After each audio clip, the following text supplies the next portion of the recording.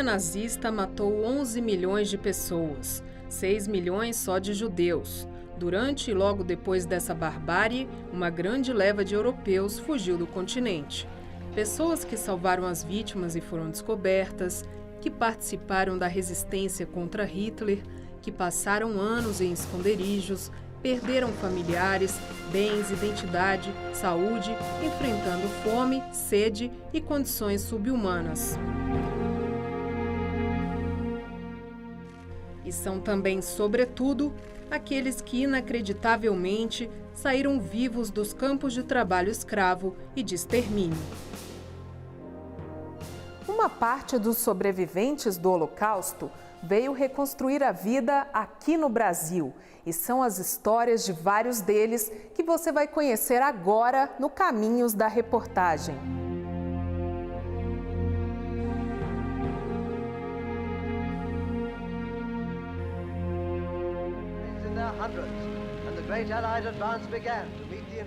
A partir de 1940, quando os alemães invadiram a Holanda, que tudo mudou. Eu tinha 11 anos. A ideia das alemães era que nenhum judeu iria sobreviver à presença deles. Feroz, né? Feroz mesmo. Olha, da comunidade judaica holandesa, 80% foi eliminado. No fim da guerra, eu acho que eu estava pesando, isso quando eu já tinha comido, uns 30 quilos.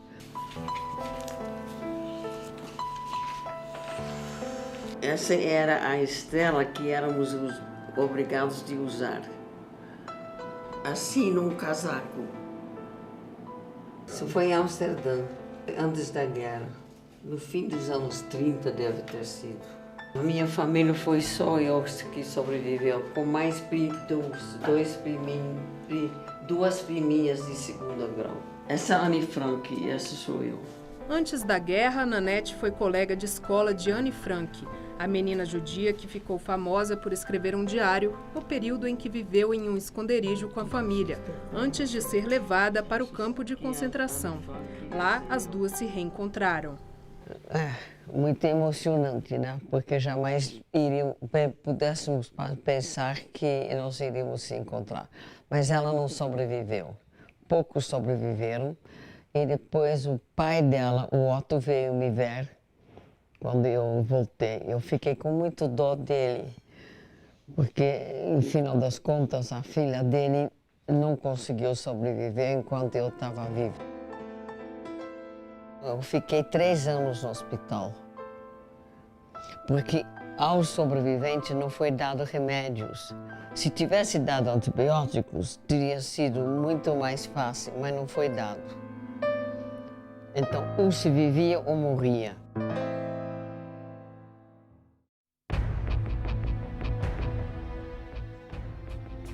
Durante a Segunda Guerra Mundial, seja na Alemanha, seja nos países conquistados pela Alemanha nazista, no auge, os campos de concentração chegou a ter mais de 18 milhões de pessoas confinadas. Não só judeus, ciganos, negros, maçons, políticos das mais diversas correntes, desde comunistas até sociais-democratas, liberais. Eu comecei a andar com a Estrela de David na Polônia. Estrela de David, que sou judeu. Paguei muito caro para ajudar. Como é que o senhor fez para sobreviver dentro dos Trabalhar, campos? não entreguei, trabalhei.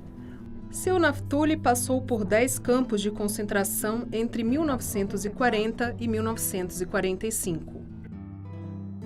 Um dia roubei comida de cachorro e comeu. Eu ainda tinha sorte que eles não me pegaram.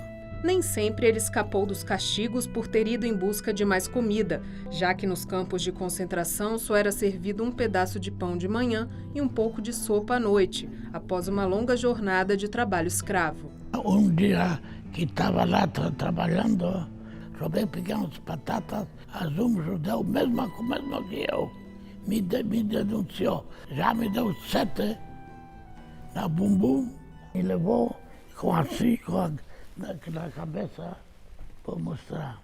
Quer que eu pegue? Assim, e andei 7 ou 10 quilômetros para campo. E me deram 25 na bumbum. Sobreviveu, mas perdeu a família inteira. O irmão foi assassinado nas câmaras de gás, como muitos outros.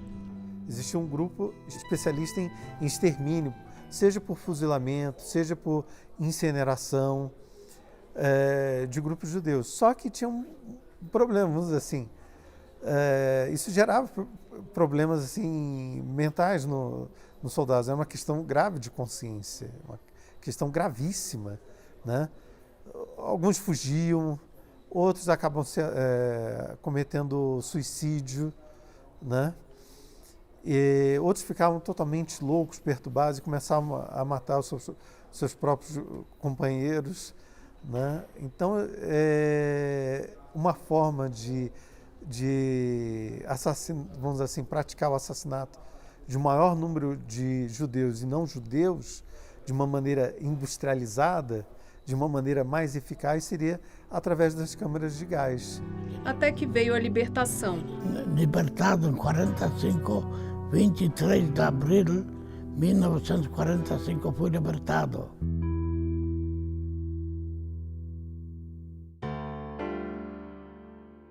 Polonês também, seu Júlio, como é chamado no Brasil, lembra que pouco antes do fim da guerra, os prisioneiros desnutridos, exaustos, sem saber o paradeiro dos familiares e depois de muita crueldade, foram forçados a andar quilômetros entre um campo de concentração e outro. Fato que ficou historicamente conhecido como Marcha da Morte. O meu irmão tinha os pés muito machucados. Ele desistiu, simplesmente falou, não quero mais andar, eu quero ficar aqui, quero morrer aqui, chega de tudo isso. Aí eu com mais 2 amigos, pegamos eles nos ombros, acabamos carregando, chegamos com ele até Ebensee, o famoso campo, o pior campo de toda a Europa, onde 25% dos que habitavam lá morria por semana. A morte estava sempre a um passo de distância. Lá no campo tinha um famoso carrasco alemão de nome Amon Goeth. Ele simplesmente andava no meio do campo e se alguém ele não gostava de alguma forma, simplesmente matava. Pegava revólver e matava. E eu estava numa vez num grupo que ele pegou 2 ou 3 e simplesmente matou. Podia ter sido eu também, porque praticamente sem motivo nenhum.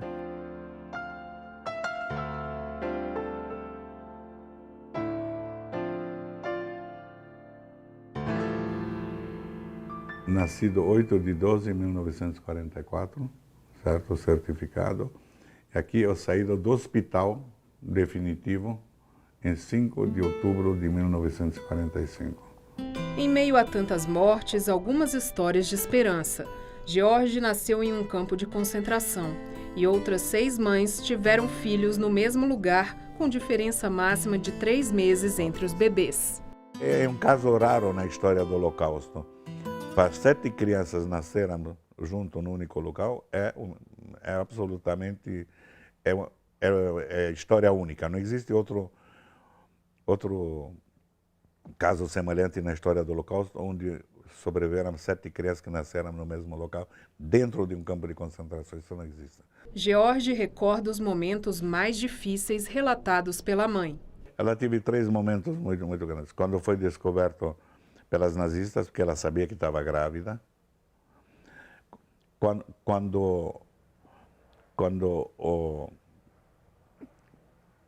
Durante o parto, porque não sabia o que ia acontecer, porque os instrumentos eram poucos, quem cuidou dela é um médico como prisioneiro, um médico húngaro chamado Dr. Kovács, judeu, que cuidou de todas as mães e que perdeu a mulher no Holocausto. Por que Deus protegeu o quem foi proteger nós e nós outros? Isso sempre ficou para ela um ponto de interrogação. Em 6 milhões que morreram, 1,5 milhão de crianças.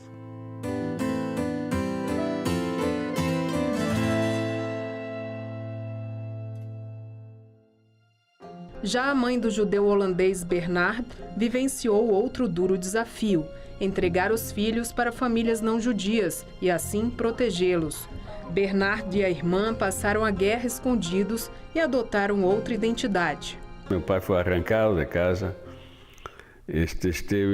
foi levado mandado para um campo de detenção na Holanda, que já existiu desde a Primeira Guerra Mundial por outros motivos. E 15 dias depois minha mãe recebeu uma carta da Cruz Vermelha que ele tinha morto. Em base a isso, minha mãe se entregou a si e minha irmã e eu a uma organização da Igreja Protestante de tendência calvinista que assumia proteger os judeus. Bernard e a irmã passaram por filhos adotivos de 6 famílias não judias até chegarem na 7ª família, com quem ficaram mais tempo. Nós fomos ensinados, indoctrinados, dias seguidos. Meu nome não era mais meu nome, meu sobrenome não era mais meu sobrenome, meus pais tinham morrido no bombardeio de Rotterdam. Como é que foi o reencontro com sua mãe? Porque sua mãe sobreviveu, né? Minha mãe um dia não aguentou mais não ver os seus filhos, soube averiguar através da organização que nos cuidava de onde estávamos, pegou com uma amiga e pedalou 150 quilômetros de bicicleta para vir a ver-nos. E aí, de repente, em inglês se chama out of the blue, aí aparece uma mulher que disse que é minha mãe. Isso sempre tenho considerado o dia mais traumático da minha vida. O relacionamento com minha mãe, eu considero, nunca voltou a ser como eu considero que devia ter sido. Ela sentia culpa.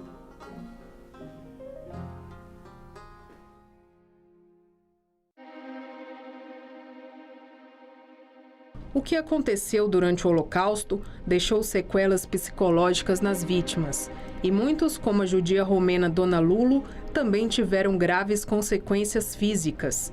Aos 20 e poucos anos, logo depois de ser libertada, ela perdeu um pulmão por uma tuberculose adquirida no campo de concentração. Ela falou uma vez que em um dos campos ela dormia numa mina de chumbo, ficavam ou trabalhavam dentro de uma mina de chumbo. Provavelmente o trabalho era dentro de uma mina, porque para ser camuflado, né, para não sei direito. Então devia ser um ar muito ruim também e com alimentação do jeito que era, uma alimentação fraca, né? Aí ela ficou dodói, não é? Totalmente lúcida aos 92 anos e com excelente memória, Dona Lulo tem dificuldade de se expressar por causa da baixa oxigenação. A senhora nasceu na Romênia, na região conhecida como Transilvânia? Conta pra gente. Eu nasci falando 2 línguas, húngaro e romeno. Húngaro em casa, romeno na escola. Pouco antes de Dona Lulo nascer, a região em que vivia fazia parte da Hungria. Depois passou a ser da Romênia. E quando Dona Lulo voltou para lá, ao sair do campo de concentração, já estava sob o domínio da União das Repúblicas Socialistas Soviéticas. Os países das vítimas, como Dona Lulo, não eram mais os mesmos. Eles foram transformados em apátridas, eles perderam a sua cidadania, eles foram expulsos da sua terra natal, né? Então são pessoas que não têm mais lar, perderam suas casas, perderam seus bens, a partir de uma política de intolerância que culminou em genocídio.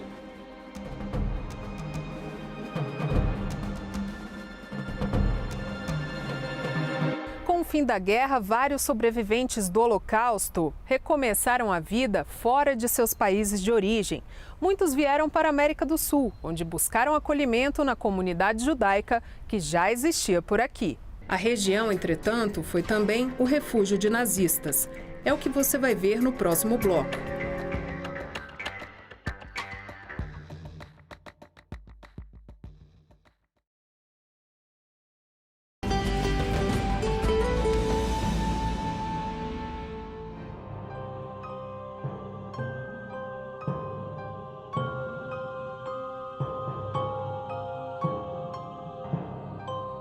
O antijudaísmo ou antissemitismo, ele tem as suas raízes longínquas, mas ele aconteceu por motivações diferentes. Na antiguidade, nós podemos dizer que essas perseguições, o ódio contra os judeus se devia ao fato de eles serem monoteístas, cercados por povos que acreditavam em várias divindades. Na era moderna, houve outras motivações não só religiosas, que sempre acabou tendo durante a história dos judeus, mas perseguições de caráter ultranacionalista, de caráter social, de caráter até mesmo racial ou biológico, né? Até desembocar na Alemanha do início do século XX. Quando Hitler se torna chanceler da Alemanha em 1933, a situação piora. Ele logo tira os empregos públicos dos judeus e dos opositores políticos. 1933 é considerado como um período de ruptura, de mudança, a partir da implementação das leis raciais, as chamadas leis de Nuremberg, que é um ponto importantíssimo que vai impulsionar a imigração forçada, principalmente dos judeus. Aqueles que não conseguem um visto para imigrar aos Estados Unidos vão optar pela Argentina, Brasil, Austrália, quer dizer, as oportunidades que são oferecidas naquele momento. Muitos migraram para São Paulo, Rio de Janeiro e Curitiba. Outra cidade brasileira para onde vieram várias famílias de judeus foi Porto Alegre. Ainda nas primeiras décadas do século passado, eles se instalaram principalmente no Bonfim, que ficou conhecido como o bairro da comunidade judaica na capital gaúcha. Mais tarde, quando chegaram os que sobreviveram à Segunda Guerra Mundial, encontraram aqui uma rede de acolhimento já formada. No Instituto Cultural Judaico Marc Chagall, que fica no prédio da Federação Israelita do Rio Grande do Sul, a linha do tempo mostra que muitos judeus já haviam imigrado bem antes da Segunda Guerra, que começou em 1939, como o pai da diretora do Instituto. Meu pai veio de Michališka, como ele dizia, Lituânia, no final da década de 1920. O meu avô era polonês e como a perseguição, o antissemitismo na Polônia estava muito forte, o meu avô e os seus familiares, que era uma família de 9 irmãos, mais a mãe, a ideia era sair da Polônia o quanto antes. O primeiro irmão, Paulo Schwetz, chegou ao Brasil em 1932, se não me engano. Ele era alfaiate e não sabia uma palavra de português. Aí ele começou a trabalhar como alfaiate e mandou dinheiro para vir mais um irmão. Porque, ao contrário do que se diz que todo judeu é milionário e tudo mais, isso é uma mentira. Os judeus da Europa Oriental não tinham grana. Os dois, trabalhando como alfaiate, juntaram dinheiro, mandaram, aí vem meu avô, Benjamin Zvet.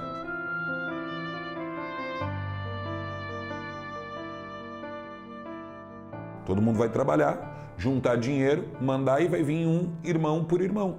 Só que aí estourou a guerra em 1939.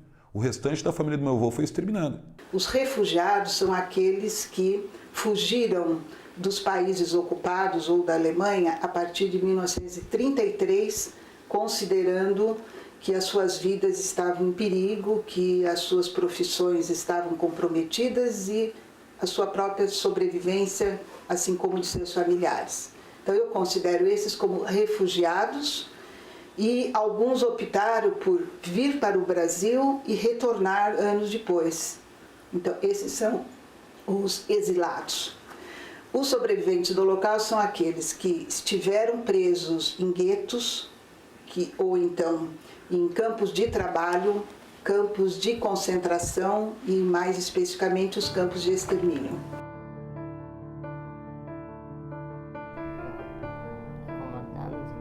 A Herta, ela é sobrevivente da Segunda Guerra, do Holocausto.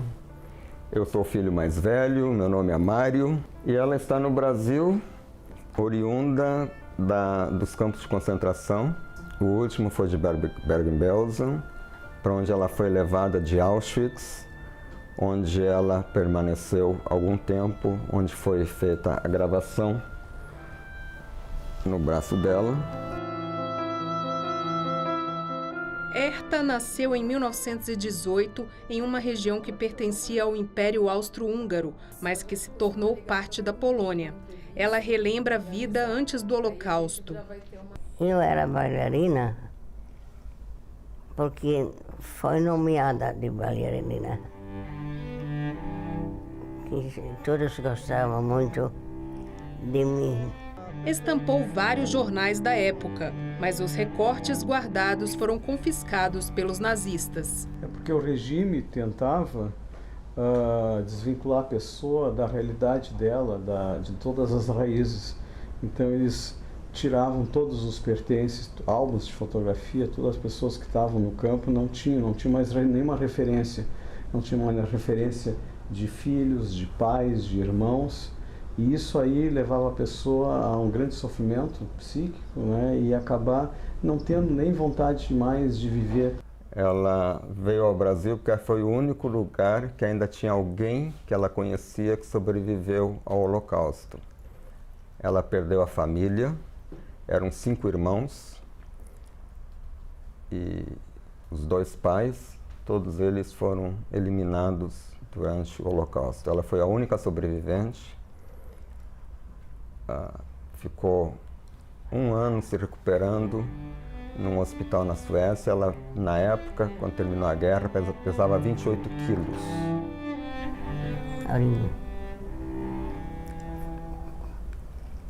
É muito triste. Não desejo para ninguém. Né? É.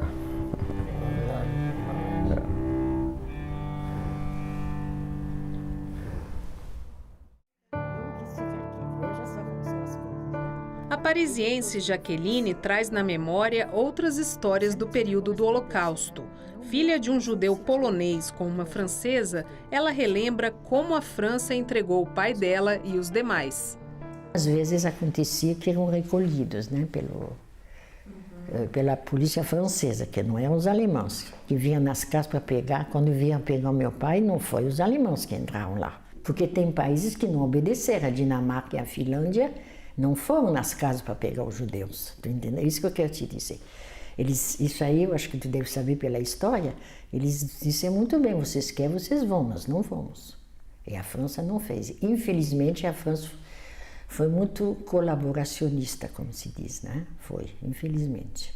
É que na França havia um governo de colaboração ao nazismo, que é o governo do Marechal Pétain, né? A França de Vichy. Mas aí era declaradamente colaboracionista, e quando foi necessário, arrebanharam todos os judeus e mandaram. É importante aqui lembrar que não apenas a Alemanha endossou políticas institucionalizadas raciais, mas também a Itália. Quer dizer, nesse fluxo dos fugitivos da Europa, a partir da política adotada por Mussolini, você vai ter também, a partir de 1939, um conjunto de leis raciais inspiradas nas leis de Nuremberg, que são implementadas na Itália. Mais movimentos de resistência contra o nazifascismo se organizaram em todos esses países. O pai de Jaqueline, por exemplo, conseguiu fugir e até ser assassinado pelos nazistas em 1944, foi um partizan, como eram chamados os participantes. Seu pai foi para o interior porque ele foi fazer parte de um grupo de Sim, resistência. Exatamente, de resistência. Ele foi um partizan, é assim que você fala? Exatamente, partizan, resistant, como se diz. Os partisãs, normalmente, eles tinham uma vinculação com o socialismo soviético, na época, comandado pelo Stalin, né? Então, eles não eram necessariamente judeus, mas haviam também judeus partisãs. Outra filha de partisãs, já nascida por aqui, é a gaúcha Ieda. A minha mãe, então, com seus pais, foi deslocada para um campo de trânsito. Já faziam trabalhos forçados nesse campo. Ela tinha um namorado nesse campo que disse a ela: tu não vai sobreviver aqui e eu vou te ajudar a escapar. E ela então encontra um grupo de resistência. São grupos que são mistos de russos e judeus fazendo resistência ao exército alemão em território ocupado. Então esses são os partisãs. Ieda conta que a mãe e o namorado sobreviveram, mas ela se casou com outra pessoa. Os sobreviventes eram almas solitárias, eles se reencontraram nesse pós-guerra na cidadezinha da minha mãe. E eles foram reabsorvidos pelo regime soviético e começaram a ter algum trabalho. Eles trabalhavam em uma escola, mas eles estavam extremamente carentes dos seus laços de família. E foram, então, tratar de recuperar esses laços de família. A minha mãe tinha conhecimento sobre tios, que eram tios irmãos do meu avô, que tinham emigrado ao Brasil antes da guerra. A verdade é que o país deles não existia mais. Houve para começar, uma reconfiguração do mapa europeu. Porque o mapa europeu ele se transformou muitas vezes. Então, com o passar dos anos, alguns países perderam territórios, outros países deixaram de existir, outros países acrescentaram territórios, mas a verdade é que a configuração europeia mudou completamente depois da Segunda Guerra Mundial. A Europa lembrava câmara de gás. Tu quer se livrar desse horror. Tu quer deixar o passado no passado e construir uma vida nova, se isso for possível. Não é apenas a mudança de uma fronteira, não, você tem também a mudança de um sentimento de pátria, né? Então é esse desligamento, é a alteração de fronteira, a alteração de nacionalidades ou a perda de uma nacionalidade. A América Latina também foi o destino de criminosos nazistas fugitivos, em especial Chile, Brasil e Argentina. Bueno, no es que con la posterioridad de la guerra se declaraban en forma abierta, sino que han tenido que vivir siempre bajo la superficie de la luz. Sabían que estaban siendo buscados y perseguidos. Es decir, durante las épocas de los gobiernos militares en toda América Latina, los propios gobiernos militares sentían mucho más afecto por el nazismo que cualquier otro. Sí, porque entendían que los iban a ayudar a luchar contra el anticomunismo. No entanto, famoso ex-partizan, o judeu Abba Kovner, da Lituânia, tinha planos para que os nazistas não circulassem impunes pelo mundo. Quem é que foi punido no nazismo? Poucas pessoas no julgamento de Nuremberg, né? E normalmente quem foram as pessoas punidas? Altos comandantes militares, os que foram encontrados, né? Porque alguns conseguiram fugir, outros se mataram antes da guerra acabar. O colaborador que era mais anônimo, esse escapou ileso na maioria das vezes, e era essa a revolta do Kovner. Abba Kovner consegue uma farda de soldado inglês para fazer justiça com as próprias mãos. Haviam algumas prisões comandadas pelo exército americano, onde tinham soldados alemães. A ideia é se infiltrar e colocar veneno no pão que seria servido para os os ex-combatentes alemães que eram prisioneiros de guerra. E isso eles conseguiram fazer, em abril de 46. Não se sabe exatamente quantos morreram, mas na época se falava que algo em torno de 2.000 prisioneiros foram levados para o hospital cometido de algo que suspeitava-se ser um envenenamento ou pelo menos algum tipo de intoxicação alimentar.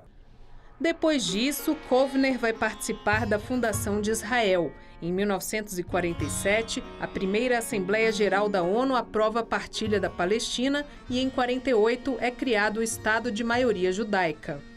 E o Estado de Israel acolhendo os sobreviventes. Por quê? Porque eles foram transformados em apátridas. Eles perderam a sua cidadania. Eles foram expulsos da sua terra natal. Israel, Alemanha pós-guerra e alguns países que colaboraram com Hitler queriam prestar contas com a história, julgando os criminosos nazistas fugitivos.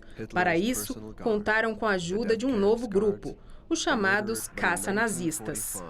Muitos dos caças nazistas, eles foram pessoas que sobreviveram à Segunda Guerra Mundial. Tá? O maior deles sobreviveu a 13 campos de concentração. Alguns ele fugia, ele teve um pouco de sorte, um pouco de habilidade, e depois da guerra ele passou boa parte da vida reunindo documentação para comprovar o envolvimento de todas aquelas pessoas que tomaram parte no genocídio.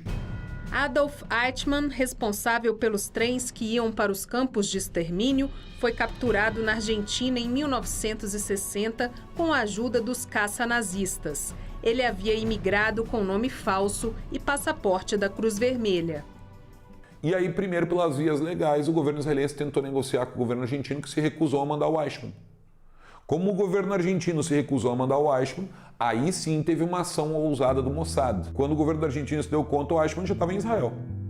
E aí o Eichmann acabou sendo julgado 2 anos depois e condenado à morte em Israel, por crimes contra a humanidade, por ter participado do Holocausto. Só que isso gerou um incidente diplomático entre a Argentina e Israel. O mais famoso caçador de nazistas foi o sobrevivente Simon Wiesenthal. Seu nome deu origem em 1977 a uma organização de direitos humanos com sede em Los Angeles e representação na Argentina. Lo que nosotros hicimos fue colaborar acompañando determinados datos a las justicias de cada uno de los países y ayudar en algunas situaciones con extradiciones que se han desarrollado. Durante la década del 90, las más importantes en la que la institución tuvo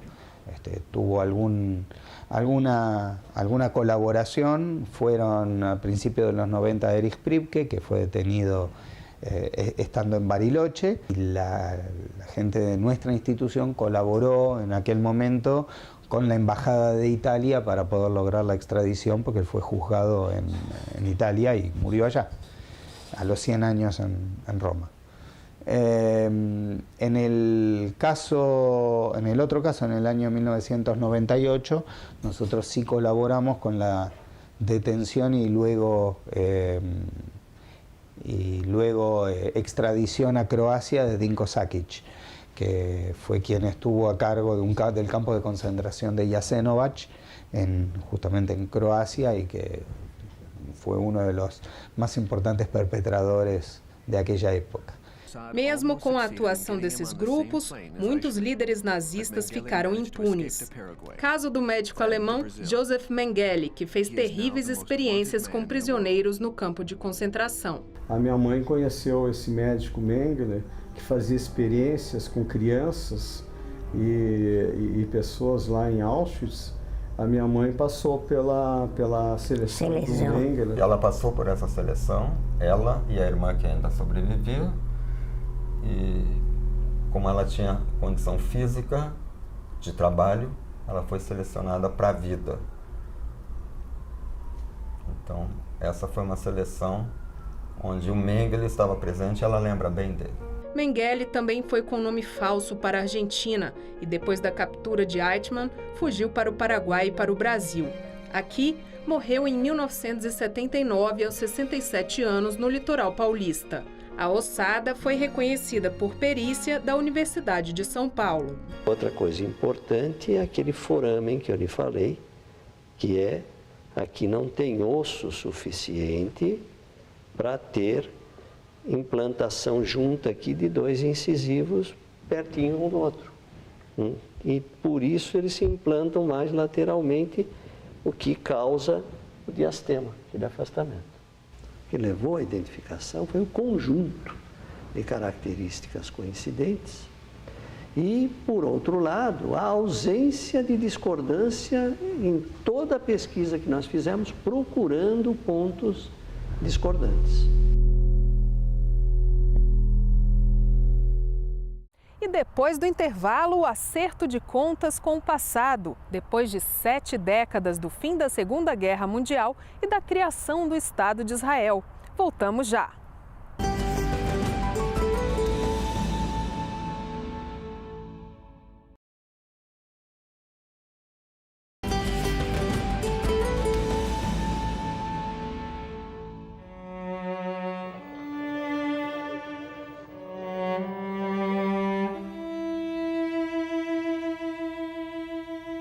Nós só podemos entender o Holocausto pensando na questão da institucionalização de leis raciais, endossadas não só pelo Estado, mas por uma parte da população civil. Nem toda a população perseguiu os judeus, ao contrário, né? A partir dessas histórias de vida que nós estamos registrando, nós temos descoberto muitos salvadores, até então desconhecidos da história do Holocausto e também das perseguições nazistas, que são contribuições inéditas, né, para esses atos de solidariedade que salvaram muitos judeus.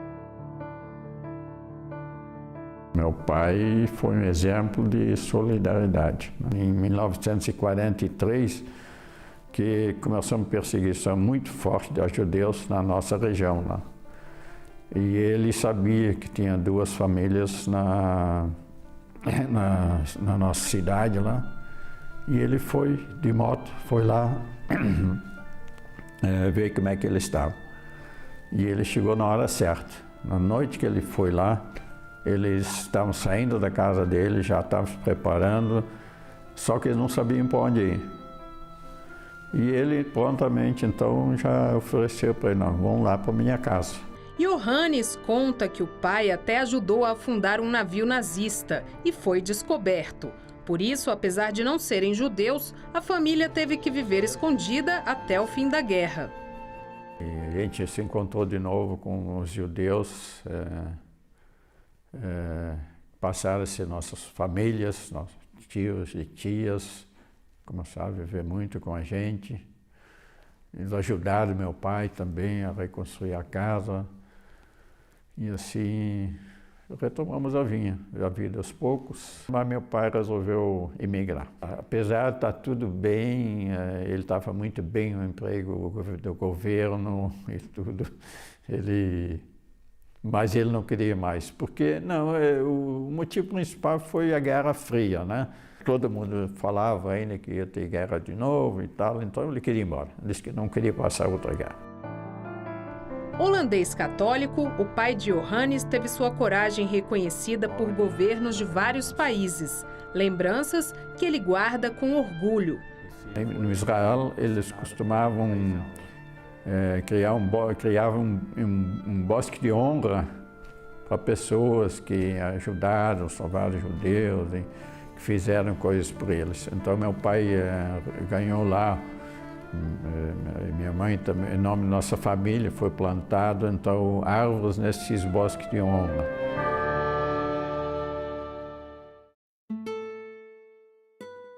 Outra salvadora foi a brasileira de ascendência alemã Aracy Moebius de Carvalho, segunda esposa do escritor e diplomata brasileiro João Guimarães Rosa. Mais ou menos em 35, 36, o meu avô tinha 5 anos, a minha bisavó se divorciou do primeiro marido dela. E na época era muito mal visto uma mulher ser divorciada, né? Então ela pegou o meu avô e foi para a Alemanha, para Hamburgo, encontrar uma tia e morar lá com ela. E a mãe dela sempre foi muito rígida, muito dura, muito alemã. Então ela aprendeu português, inglês, alemão e francês, assim, de uma forma perfeita. E acho que foi o que facilitou para ela conseguir esse trabalho, chegando na Alemanha, no consulado brasileiro em Hamburgo. A partir de 1937, o Brasil adota circulares secretas impedindo a entrada de judeus. Nós conseguimos identificar, até o presente momento, mais de 16 mil vistos que foram indeferidos pelo governo brasileiro no período Vargas. Ela ignorou, passou por cima do governo dela, passou por cima do governo do Hitler e continuou dando vistos a judeus, ajudando eles a sair da Alemanha nazista e vir para o Brasil como turista. Os judeus tinham que obrigatoriamente ter um carimbo de um J, né? E ela não dava essa carimbada, que seria ela dando os vistos que daria esse carimbo. Um longa-metragem começou a ser feito em homenagem a Aracy, conhecida como Anjo de Hamburgo, logo depois que ela faleceu em 2011, aos 102 anos. O filme Esse Viver Ninguém Me Tira teve pesquisa e assistência de direção de Sofia. Foi quando ela conheceu ainda mais a história da bisavó. Quem fez a história dela vir à tona foi uma senhora judia chamada Bella Herson, que não foi salva por ela, mas começou a ouvir relatos na comunidade judaica sobre a minha bisavó e falou: a gente precisa homenagear essa senhora. E ela que começou a recolher informações e dados e fez uma pesquisa e foi atrás de familiares para poder fazer a homenagem que ela teve como justa entre as nações e o nome no Yad Vashem. O que é o título de justo entre as nações? É um título concedido pelo Yad Vashem. Yad Vashem é o Museu do Holocausto, né, que zela pela memória daqueles que pereceram no Holocausto, que os justos entre as nações são pessoas que têm basicamente 3 requisitos. Primeiro, não pode ser judeu. Tem que ter comprovadamente salvado uma ou mais pessoas na Segunda Guerra Mundial. E o mais importante, não podem ter recebido nada para fazer isso. Eu não sabia nada de Aracy. Diziam coisas a seu respeito. Se ela fugia do foco, eu talvez pudesse encontrá-la no olhar de quem quis iluminá-la.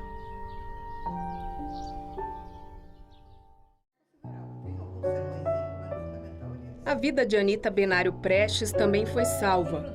Filha da judia comunista alemã Olga Benário com o comunista brasileiro Luiz Carlos Prestes, Anita nasceu em uma prisão em Berlim, 6 anos antes do Brasil mudar de lado e declarar guerra à Alemanha e demais países do eixo.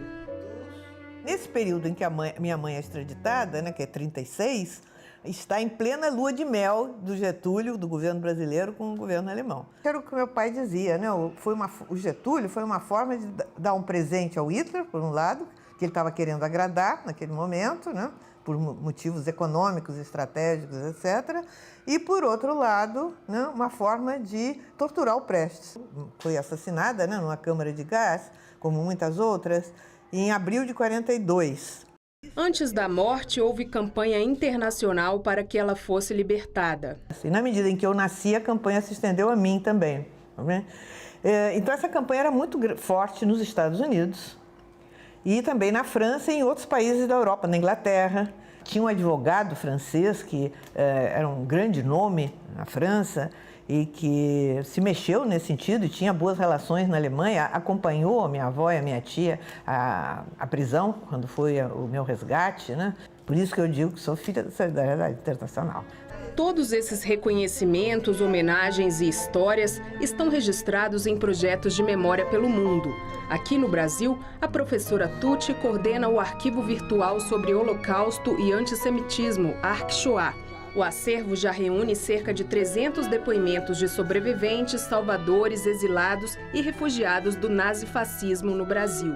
O que o nosso projeto faz é reconstituir essas rotas de fuga Vamos atrás dos vistos isso é muito interessante, porque muitos imigraram com vistos falsos ou com documentos falsos, vamos dizer assim, como católicos, como protestantes. A judia romena Dona Lulo, uma das moradoras pioneiras de Brasília, veio nos anos 60 e vive até hoje com outro nome. E o nome dela aqui é Ida Rosenberg, que é o documento dela. Ela escreveu um livro, assim como Dona Herta, a sobrevivente A21.646, que ano que vem completa 100 anos de idade. Né, mãe? Vamos comemorar teu aniversário? Se Deus quiser. Muitos sobreviventes contribuíram com obras biográficas para o resguardo da memória e da história. É um livro que começa na Bulgária, é um romance, na verdade, mas a parte da Bulgária é romanceada em cima dos meus pais. O livro fez com que algo maior fosse lembrado. Com 20 e poucos anos, meu pai virou uma pessoa de posses consideráveis, porque ele era o único distribuidor de automóvel da Bulgária naquele momento. E ele gostava muito de filmar e fotografar. E um jovem com uma filmadora, coisa raríssima naquele tempo, estamos falando no fim dos anos 30, né? Começo dos anos 40. Ele, quando foi levado ao campo de trabalho forçado em 1941, como todos os judeus adultos, homens adultos, ele fez um filme do campo, da atividade no campo. Ele editou isso num rolo de filme de mais ou menos 20 minutos. Mostra o pessoal trabalhando, quebrando pedra, recebendo coisas para fazer comida, fazendo comida, afiando ferramenta, pondo dinamite para estourar pedra. Como ele fez o filme, quer dizer, quem autorizou, por que ele fez, isso a gente não sabe.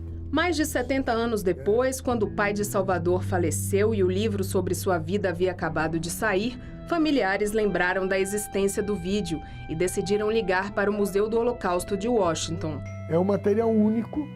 Segundo eles, praticamente não existe filmes da época feito por judeus e certamente não existe filme feito por judeus em campo, seja de trabalho, seja de concentração, menos ainda, e nesse sentido esse filme é único. No Brasil também existem importantes salas guardiãs da história, como o Instituto Marc Chagall em Porto Alegre. Ele tornou-se um espaço de memória. Ele tornou-se um arquivo histórico no qual nós trabalhamos buscando a preservação deste passado dos judeus que se estabeleceram no Rio Grande do Sul. 70 anos do conflito, não? Quer dizer, a geração dos sobreviventes, nós estamos vendo que é pequena atualmente. Então, é o temor da perda da memória, né? Quem tem a oportunidade de conversar com o sobrevivente acaba sendo uma testemunha também, porque eu sou testemunha de ter conhecido um sobrevivente. Então, quem estiver me ouvindo e tiver a oportunidade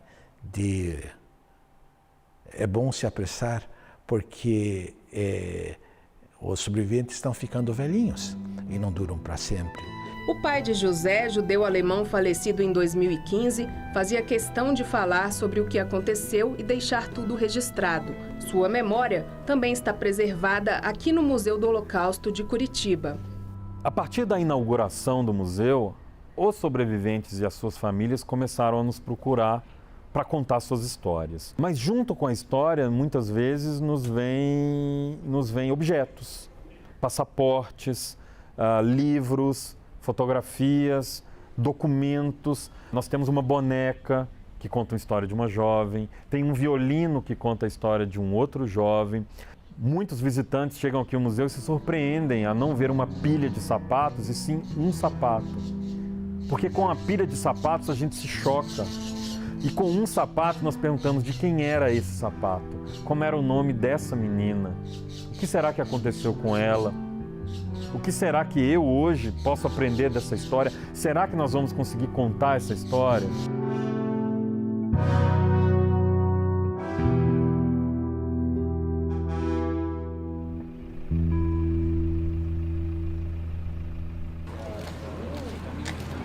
visita a campos de concentração também traz esses ensinamentos.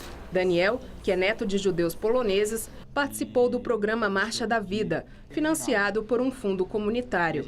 O ponto aqui não é o que os nazistas foram capazes de fazer com os judeus, é o que o ser humano é capaz de fazer consigo mesmo. A capacidade que o homem tem de infligir dor nele mesmo, no seu semelhante. Eu acho que a mensagem, não digo a mais importante, mas a mais marcante dessa viagem foi essa. A gente entra como um judeu ali, sofre com os nossos antepassados, mas percebe que a gente está ali na condição de ser humano. O que culmina na viagem? Uma reflexão bastante problematizadora.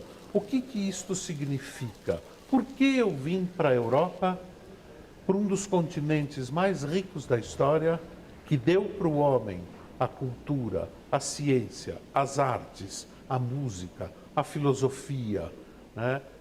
E deu também campos de concentração e campos de extermínio na metade do século XX. Quer dizer, quando o conhecimento humano já estava absolutamente no seu auge, né? Já se conhecia muito.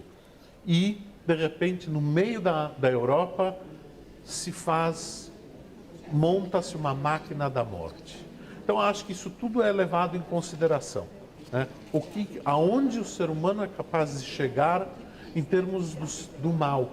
A gente anda na Alemanha, e os alemães não só fazem questão de lembrar o que fizeram, como fazem questão de dizer, nós é que fizemos, isso não vai acontecer de novo. A gente anda nas ruas de Berlim, a gente vê uma plaquinha dourada no chão, escrito o nome não falo judeu, porque não foram só judeus que foram deportados e mortos. Eles fazem questão de falar, aqui morava uma pessoa e nós alemães o tiramos dali. Das Projekt Stolpersteine ist ja das Projekt eines einzelnen Künstlers. Er hat um 2000 damit begonnen, und zwar in Berlin und in Köln, und hat eigentlich gedacht, es ist eine einmalige Kunstaktion, dass er 100 Steine in Köln verlegt für Opfer des Nationalsozialismus, und zwar Opfer aus verschiedenen Opfergruppen. Jüdische Opfer, aber politische Opfer auch, Homosexuelle, die ermordet wurden, und andere Gruppierungen. Und diese Steine sollen an einzelne Personen erinnern.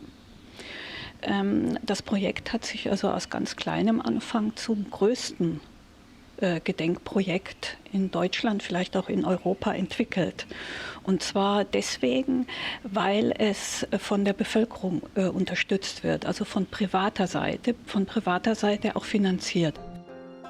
Famílias de vítimas que hoje vivem no Brasil também estão registradas nessas pedras espalhadas por 20 países europeus. Na Alemanha, são cerca de 61 mil pedras de tropeço. Mais de 2.000 só na cidade de Colônia, onde funciona esse centro de documentação do nazismo. O prédio foi uma das sedes da Gestapo, a polícia secreta de Hitler, e por ser um cenário original, é visitado por grupos escolares. No país, o tema nazismo e holocausto está previsto nas aulas de história dos estudantes do 9º ano. Um semestre inteiro é dedicado ao assunto. Ich habe versucht, meinen Schülern klarzumachen, dass es ein Thema ist, für das sie selbstverständlich keine Verantwortung haben, aber wir haben die Verantwortung hinzuschauen. Denn es gibt auch heute noch viele Menschen, die können nicht wegschauen, weil es sie persönlich betrifft. Und das habe ich insofern, glaube ich, geschafft, den Schülern nahezubringen, weil auf die Frage, ob sie es denn für sinnvoll halten, sich damit auseinanderzusetzen, auch alle Schüler durchweg klar gesagt haben, ja, das ist ein wichtiger Bestandteil, wir wollen wissen, was passiert ist, und es ist besser hinzuschauen und sich wirklich damit auseinanderzusetzen. Já para esse professor universitário, ainda há muito o que fazer para que os jovens alemães entendam esse capítulo da história do país. They are surrounded by it in media, and it's a very, very important topic for historical consciousness. So when it's been dealt with at school, they notice as a kind of relation between the general interest and what has been done at school, and therefore they have the impression they are dealing with it all the time. When people deal with them in memorial sites, or when you ask them, and even when you deal with them at the university, you have the impression there is still a lot to be done in terms of knowledge and understanding.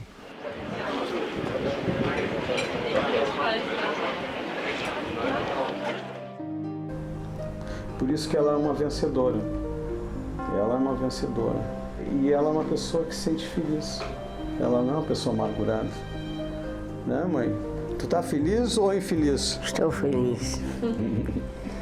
Reconstruiu a família. Isso é a vitória.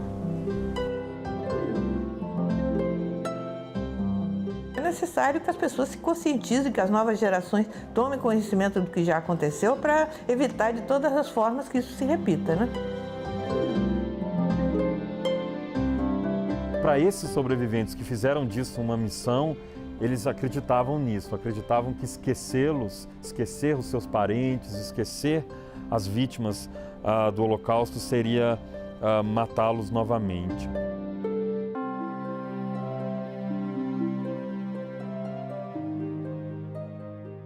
A gente tem que tomar toda a precaução para nunca mais ter ditadura, nunca existir hegemonia de poder e assim adiante, para não acontecerem coisas dessa natureza.